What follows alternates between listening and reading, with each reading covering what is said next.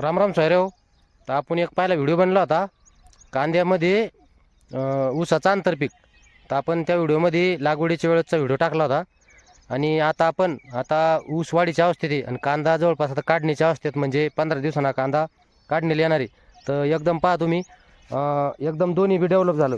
तुम्ही ऊस बी पहा, ऊसाची एकदम वाढ भारी चालू आहे आणि कांदा बी जवळपास आता हे पहा, कांद्याची साईज ही एवढी झाली.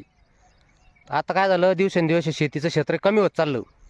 तर त्याच्यासाठी आंतरपीक घेणं शेतकऱ्यासाठी गरजेचं आहे. आता हे एक अर्धा एकर क्षेत्र आहे, तर जवळपास 1 एकरचं उत्पादन याच्यातून आता हे निघणार आहे. नाही तर आपण नुसतं ऊस लावला तर अर्ध क्षेत्र तसंच पडतं. का सुरुवातीला ऊस हा एकदम काही डेव्हलप होत नाही, त्याच्यामुळे छोटा छोटा राहतो. त्याच्यामुळे आंतरपीक आपण हे कमी दिवसाचं आंतरपीक घेऊ शकतो.